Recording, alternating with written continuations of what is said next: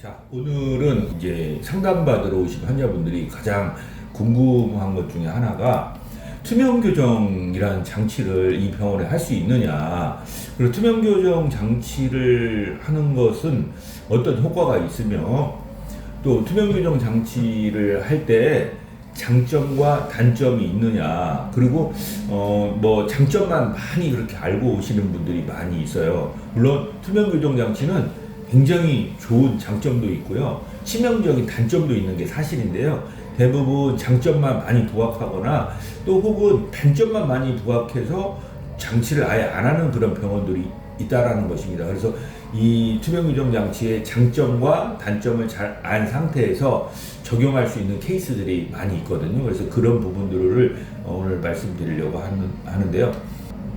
예전에는 부착형, 즉 고정형 교정장치라고 해서 치아에 브라켓을 이렇게 장착한 후에 이제 강제적으로 치아를 이동을 시켰는데, 점점 이제 사회 활동이 많아지고 사람들과의 대화가 많아지는 그 상황, 그리고 현대인들은 또 상대방이 내가 치아 교정을 받고 있는 것을 숨기고 싶은 그런 경우가 많이 있어요. 그래서 개발된 장치가 바로 이러한 투명 교정 장치라는 건데요. 투명 교정 장치의 성분은 에틸렌 비닐 아세테이트라고 해서 이러한 초산 비닐 어떤 그런 성분의 투명한 그런 재료를 이용해서 컴퓨터에 요즘 그래픽을 사용을 해서 제작과 그 다음에 적용을 그렇게 하는 그런 장치라고 볼 수 있습니다. 이 투명 교정 장치는 그럼 뭐냐, 어떻게 제작하느냐 말씀드리면요, 제작 과정은 일단은 환자를 이렇게 본을 떠서요, 환자의 그 캐스트, 즉 모델을 가지고 이제 치축의 이런 각도와 이제 치아의 모형을 형상화를 시킵니다. 장축과 그 다음에 횡적인 축, X축과 Y축이자 치아에 그거를 그린 다음에 장축과 단점을 이제 셋업을 시켜요. 우리가 이제 그 제작하고 결과물을 얻는 그러한 상태를 이제 셋업을 시킨다는 거는 이 톱으로 요 치아 하나를 자른 다음에 다시 배열을 시켜요. 우리가 목표하는 치아에 이동하는 목표의 그런 형태가 있을 거 아닙니까? 그 형태를 위해서 치아를 움직여놔요. 컴퓨터 그래픽상 또는 모형상에서 이렇게 이런 과정을 하고요. 몇 도, 이 토크라고 그러는데 치아의 각도 몇 도를 조절할 것인지 또 몇 미리를 이동시킬 것인지를 이렇게 계산을 한 다음에 치축을 형성을 시킵니다. 그래서 여러 이제 이 톱으로 셋업을 시키는 그런 과정, 자르는 과정이죠. 통해서 치아를 하나하나 자르죠. 자른 다음에 이것을 다시 형성을 시켜서 이 형성을 시키면 그럼 치아가 어떻게 고정을 하느냐? 지금 파란색으로 보이는 게 왁스입니다. 왁스는 고정하는 그런 역할을 하는데 우리가 목표하는 치아의 이동을 위해서 배열을 시킨 다음에 왁스로 이렇게 고정을 해요. 고정을 한 다음에 이 고정된 캐스트, 즉 모형을 가지고 이렇게 웨이퍼라고 하는데 투명 교정 장치를 만듭니다. 뭘로 만드냐? 이 만드는 기구가 있거든요. 그걸 찍어요. 찍어서 이렇게 모형을 찍어서 이런 장치를 만듭니다. 그래서 이 치축과 뭐 콘택트 포인트, 접촉변 이런 것들을 이용해서 치아 이동을 많이 하면 좋을 것 같지만 많이 한 상태에서 이런 아까 투명 교정 장치를 만들게 되면 안 맞거나 빡빡하거나 환자가 많이 아파합니다. 따라서 이 이동량은 저 같은 경우 0.5mm, 정말 많아야 1mm인데 1mm도 힘들 거예요.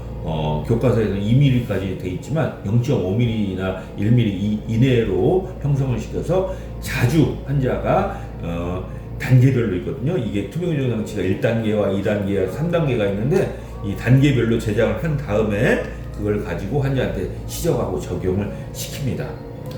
그렇게 함으로써 환자는 그러면은 모든 그 케이스에 다 적용할 수 있냐? 어떤 연자들을 보면은 다 적용할 수 있다라고 얘기하지만 힘들어요. 사실 이걸 적용하다 보니까 애로사항도 있고 또 기간도 많이 걸리는 환자분들도 꽤 있습니다. 이게 정확한 사실입니다. 장점은 뭐냐? 그럼 환자가 다른 사람들 몰래 이 장치를 착용함으로써 치아 교정이 이루어질 수 있는 그런 장점이 있습니다. 첫 번째. 그 다음에 이것은 철저하게 환자의 협조도에 의해서 치료 결과를 얻을 수 있는 장점인 동시에 단점이 있습니다. 환자가 장치를 안 끼거나 협조도가 낮거나 또 사회활동이 너무 많아서 착용할 시간이 많지 않을 경우는 효과가 제로로 올 수도 있습니다. 단 정말 잘 끼고 동시에 여러 단계에서 잘 이렇게 오게 되면 좋은 결과를 얻을 수 있습니다. 자, 그리고 단점이 하나가 또 있는데요. 이것은 대충 교정 장치예요. 대략 교정 장치예요. 별명은 투명 교정 장치는 대충 된다, 대략 된다, 확실하게 안 된다. 치아의 가운데 라인 하기 어렵다. 물론 고무줄을 통해서 할 수 있지만 굉장히 어렵습니다. 이론적으로는 할 수 있습니다. 그러나 적용을 하다 보니까 하기 어려운 측면이 많이 있다. 모든 케이스에 다 적용될 것 같지만 특히 발치 케이스는 어렵다. 특히 치축 운동을 하게 되는 치아와 치아가 이제 바딜리하게 그리고 몸체 이동을 지향하는데 치축, 티핑돼서 치아가 경사 쓰러지는 경우에 이동이 많이 나올 수 있기 때문에 발치 케이스는 적당하지 않지만 또 발치 케이스도 잘 된다는 그런 연자들도 있긴 있어요. 그러나 실질적으로 적용하다 보니까 치축 운동이 많이 되고 참 어려운 그런 케이스는 잘 안 된다라는 말씀을 드릴 수 있습니다. 케이스를 보겠습니다. 자, 이 환자는 이제 7개월 만에 이제 장치가 끝난 그런 환자인데요. 요거 전체 교정을 RA도 요 삐튼 거 요것만 치료를 하려고 오신 환자분입니다. 장점과 단점을 잘 고려해 봤을 때 이분은 장점이 좀 많을 것 같아서 투명 교정 장치를 적용을 했습니다. 그러나 자세히 보면 가운데 라인이 잘 안 맞는 그런 케이스입니다. 그러나 환자는 만족을 하고 정말 잘 투명 교정 장치를 적용하기를 잘했다 하셨던 그런 분이고요. 그럼 이런 경우는 주로 어떤 걸 하냐면 바로 치간 범랑질 삭제라는 방법을 많이 사용합니다. 치아와 치아를 범랑질 층 맨 바깥층 표면만 살짝씩 갑니다.